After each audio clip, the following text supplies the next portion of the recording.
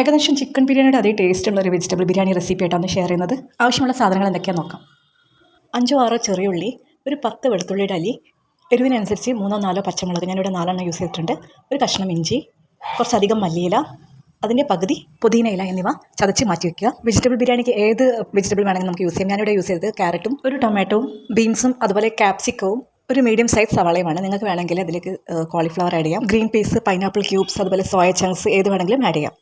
ബിരിയാണി ഉണ്ടാക്കാനായിട്ട് ഞാനൊരു 500 ഗ്രാം കൈമ റൈസാണ് യൂസ് ചെയ്തത്. ഇത് നല്ലതുപോലെ ഒന്ന് വാഷ് ചെയ്തതിന് ശേഷം ഡ്രെയിൻ ചെയ്യാൻ വേണ്ടിയിട്ട് മാറ്റി വയ്ക്കാം. ഇനി ഒരു കുക്കർ അടുപ്പത്ത് വെച്ച് അത് ചൂടായി വരുമ്പോൾ അതിലേക്ക് 1 ടേബിൾ സ്പൂണോളം നെയ്യ് ഒഴിക്കാം. അതുപോലെ ഒരു 2 ടേബിൾ സ്പൂൺ ഓയിൽ ഒഴിക്കാം. എണ്ണ ചൂടായി നമുക്ക് അതിലേക്കുള്ള സ്പൈസസ് ഇടാം. ഒരു 3 ഏലക്കായ, 2 കഷ്ണം പട്ട, അതുപോലെ ഒരു 5-6 ഗ്രാമ്പുമാണ് യൂസ് ചെയ്തത്. ഇനി ഇതിലേക്ക് നമ്മൾ ആദ്യം ചതച്ച് മാറ്റി വെച്ചിരിക്കുന്ന ഇൻഗ്രീഡിയൻസ് ചേർക്കാം. ഇതിൻ്റെ എല്ലാം പച്ച ചുവ മാറുന്നത് വരെ ഒന്ന് വഴറ്റുക. അതിനുശേഷം നമ്മൾ അരിഞ്ഞ് വെച്ചിരിക്കുന്ന ഓരോരോ പച്ചക്കറിയായിട്ട് അതിലേക്ക് ആഡ് ചെയ്യാം. ആദ്യം തന്നെ സവാള ചേർത്ത് വഴറ്റാം. ഇതിലേക്ക് ആവശ്യമുള്ള ഉപ്പ് ചേർക്കാം. സവാള ഒരു 2 മിനിറ്റ് വഴറ്റിയതിന് ശേഷം ബാക്കി പച്ചക്കറികൾ ആഡ് ചെയ്യാം. ഈ ബിരിയാണിയിലേക്ക് നമ്മൾ അധികം പൊടികളൊന്നും ആഡ് ചെയ്യുന്നില്ല. ആകെ ഒരു ടീസ്പൂണോളം ഗരം മസാല മാത്രമാണ് ആഡ് ചെയ്യുന്നത്. ഇനി വെജിറ്റബിൾസ് ഒക്കെ നല്ലതുപോലെ ഒന്ന് സോട്ട് ചെയ്യാം. വെജിറ്റബിൾ ബിരിയാണി ആണെങ്കിലും ഇവിടെ അധികം വെജിറ്റബിൾസ് ഇടുന്നത് ഇവിടെ കുട്ടികൾക്ക് ഇഷ്ടമല്ല. അതുകൊണ്ടാണ് വെജിറ്റബിൾസിൻ്റെ അളവൊക്കെ കുറച്ചത്. നിങ്ങൾക്ക് വേണമെങ്കിൽ അത് കൂടുതലായിട്ട് എടുക്കാം. വെജിറ്റബിൾസ് ഒരുവിധം ഒന്ന് സോട്ടായി കഴിഞ്ഞാൽ നമുക്കതിലേക്ക് വാഷ് ചെയ്ത് ഡ്രെയിൻ ചെയ്ത് വെച്ചിരിക്കുന്ന അരി ചേർക്കാം. ഇനി റൈസും വെജിറ്റബിൾസും എല്ലാം കൂടി ഒന്ന് മിക്സ് ചെയ്യണം. നല്ലപോലെ ഒന്ന് സോട്ട് ചെയ്യാം. 1 മിനിറ്റോളം ഒന്ന് സോട്ട് ചെയ്യാം.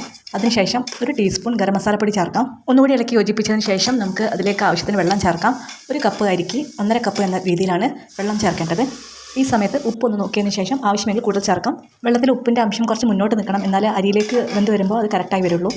ഇനി ഇതിലേക്ക് അര ചെറുനാരങ്ങയുടെ നീരൊഴിച്ചിട്ട് നമുക്കത് ക്ലോസ് ചെയ്തിട്ട് ഒരു വിസിൽ ചെറിയ തീയിൽ വേവിച്ചെടുക്കാം. സീസണിങ്ങിന് വേണ്ടിയിട്ട് ബ്രെഡ് ക്യൂബ്സ് റോസ്റ്റ് ചെയ്തെടുക്കുകയാണ് ചെയ്യുന്നത്. നിങ്ങൾക്ക് വേണമെങ്കിൽ അണ്ടിപ്പരിപ്പ്, മുന്തിരി ഇവയെല്ലാം ചേർക്കാം. ഇവിടെ ആർക്കും അത് ഇഷ്ടമല്ല, അതുകൊണ്ടാണ് ആഡ് ചെയ്യാത്തത്. കുക്കറിലുള്ള ആവി പോയതിന് ശേഷം നമുക്ക് ഈ സീസണിങ് ഒക്കെ അതിലേക്ക് ആഡ് ചെയ്യാം. അതുപോലെ മല്ലിയിലയും പുതിനയിലയും അരിഞ്ഞതും ചേർക്കാം. അങ്ങനെ നമ്മുടെ ഈസി വെജിറ്റബിൾ ബിരിയാണി റെഡി ആയിട്ടുണ്ട്. എല്ലാവരും ഇതൊന്ന് ട്രൈ ചെയ്ത് നോക്കണം. അഭിപ്രായം കമൻറ്റിലൂടെ ഒന്ന് അറിയിക്കുകയും വേണം.